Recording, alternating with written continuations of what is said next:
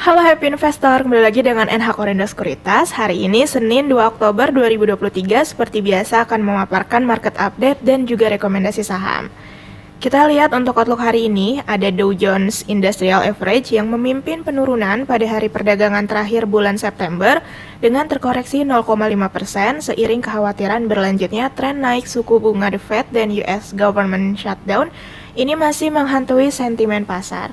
Nah, namun perkembangan terakhir mengabarkan Kongres Amerika Serikat akhirnya meloloskan rancangan undang-undang pendanaan sementara pada Sabtu malam dengan dukungan besar dari Partai Demokrat setelah Ketua DPR dari Partai Republik Kevin McCarthy ini mundur dari tuntutan sebelumnya yang berasal dari kelompok garis keras partainya.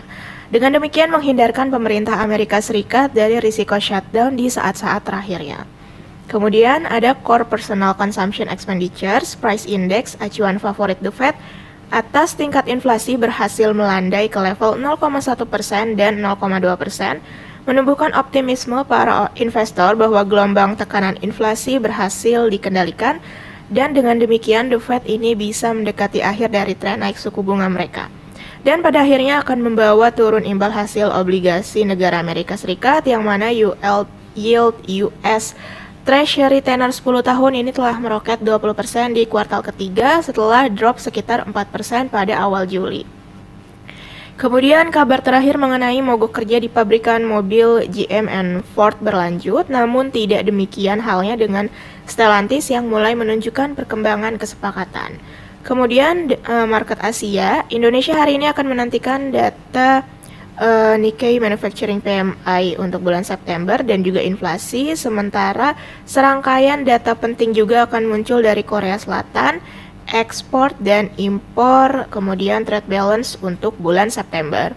Nah, untuk Cina ada PMI bulan September, kemudian ada Jepang, Tankan Manufacturing Outlook, indeks untuk kuartal 3 kemarin. Nah, menilai posisi penutupan IHSG kemarin yang terhalang moving average 10 dan moving average 20, kami pun menyarankan para investor atau trader untuk menahan pembelian terlalu banyak sebelum level 6970 hingga 7000 kembali mampu tertembus. Nah, adapun gelombang outflow asing ini mengurangi semangat IHSG yang hampir flat saja atau minus 0,35% selama bulan September karena terdampak foreign net sell 3,12 triliun rupiah selama sebulan terakhir, menjadikan posisi asing di pasar saham Indonesia kembali tergerus menjadi net buy 9,31 triliun rupiah secara year to date. Kemudian untuk most active stocks di hari Jumat kemarin itu ada BBCA, BBRI, AMMN, BMRI, BBNI, MEDC, Telkom, Goto, BRPT, dan Inet. Sementara untuk transaksi foreign tercatat net sale sebanyak 763 miliar rupiah dengan top foreign sale-nya ada BBCA, BMRI, MEDC, Goto, dan MDKA. Sementara top foreign buy-nya ada AMMN, BBNI, Telkom, ICI, dan Bevin. Kemudian kita lanjut untuk company news. Yang pertama ada dari UNTR, yang mana penjualan alat berat Komatsu PT United Tractors Tbk ini mulai melandai tercermin dari penjualan Komatsu sepanjang 8 bulan pertama 2023 yang mengalami koreksi tipis. Nah, UNTR menjual 3.951 alat berat Komatsu hingga Agustus 2023 atau turun 0,95% secara year on year. Nah, per Agustus pangsa pasar UNTR berada di angka 31%. Adapun secara sektoral, sektor pertambangan ini masih mendominasi penjualan sebanyak 63% disumbang sektor tambang. Kemudian sebanyak 15% datang dari sektor konstruksi, sebanyak 13% berasal dari sektor kehutanan, dan sisanya dari sektor agribisnis. Kemudian yang kedua ada dari INTP, yang mana masih memasang mode optimistis. Perseroan memproyeksikan pasar semen tumbuh 2%, sementara untuk INTP permintaan diperkirakan tumbuh sekitar 4% pada 2023. Nah, proyeksi ini dengan menimbang adanya tambahan dari pabrik Maros di Sulawesi Selatan. Adapun penjualan semen INTP di bulan Agustus mencapai 1,6 juta ton atau naik 7,8% secara year on year. Nah, jika diakumulasikan, volume penjualan INTP sepanjang 8 bulan pertama 2023 mencapai 10,8 juta ton semen atau tumbuh sekitar 8,4% secara year on year.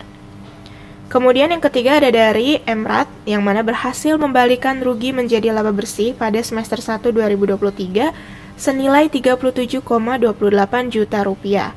Nah, di mana Emrat ini meraup penjualan bersih sebesar 167,80 miliar rupiah pada 1H23 atau naik tipis 0,54%. Nah, jika dirinci, segmen produk perawatan diri ini mendominasi dengan nilai penjualan 147,87 miliar rupiah, disusul oleh segmen kosmetik 30,85 miliar rupiah, jamu dan lainnya 20,43 miliar rupiah, dan produk kesehatan sebesar 1,87 miliar rupiah. Kemudian untuk domestic and global news dari dalam negeri sendiri, ada Badan Pengawas Perdagangan Berjangka Komoditi berencana meluncurkan bursa CPO pada Oktober, yang mana bursa komoditas CPO yang digagas pemerintah ini diprediksi akan melebarkan lagi transaksi perdagangan komoditas CPO di Indonesia. Apalagi saat ini Indonesia merupakan produsen nomor 1 di dunia, bursa CPO akan memfasilitasi transaksi ekspor CPO. Bapepti juga bakal menunjuk satu dari dua bursa berjangka yang ada, yakni Bursa Berjangka Jakarta atau Jakarta Futures Exchange, atau Bursa Komoditas dan Derivatif Indonesia atau Indonesia Commodity and Derivative Exchange. Nah, Sekretaris Perusahaan PT Triputra Agro Persada Tbk atau TAPJI ini menuturkan waktu pembentukan bursa CPO diperkirakan tidak terlalu mempengaruhi harga dan penjualan CPO karena harga dan penjualan CPO masih akan mengikuti skema yang telah terbentuk sekarang ini. Kemudian dari Globalis sendiri ada IMF yang mana melihat sejumlah data terbaru menunjukkan ekonomi Cina berada dalam tanda menuju stabilitas yang baik. Nah, juru bicara utama IMF ini dalam konferensi rutin kepada media mengatakan bahwa Cina dapat mencapai pertumbuhan sekitar 5% pada 2023. Mereka juga meyakini bahwa Cina dapat mempercepat pertumbuhannya dalam jangka menengah jika mengambil langkah-langkah untuk mereformasi ekonominya agar lebih seimbang antara investasi dan pengeluaran konsumen. Nah, proyeksi rincinya juga akan diumumkan ketika IMF menerbitkan laporan prospek ekonomi dunia selama pertemuan tahunan IMF Bank Dunia di Marrakech, Maroko pada 10 Oktober 2023.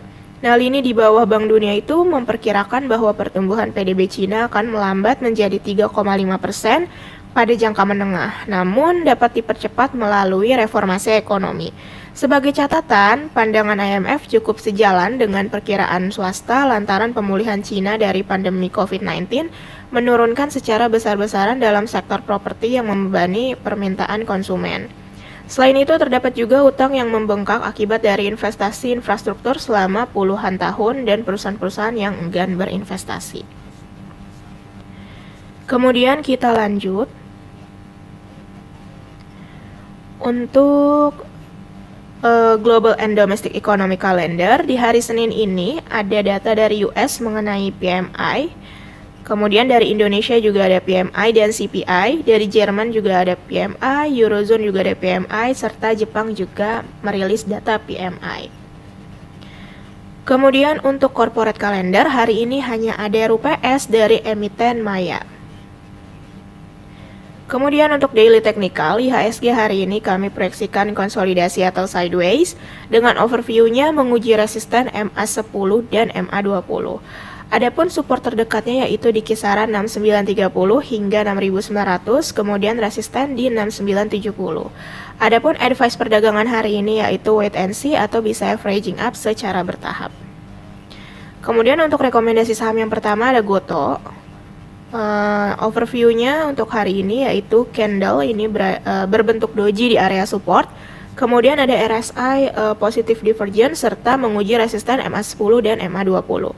Adapun advice perdagangan hari ini spekulatif buy dengan target terdekat di 95 hingga 96, kemudian stop loss di 82.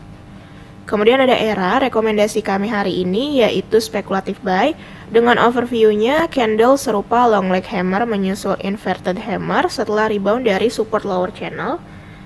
Kemudian RSI-nya juga oversold. Nah, untuk target terdekat di 470, kemudian stop loss di 435.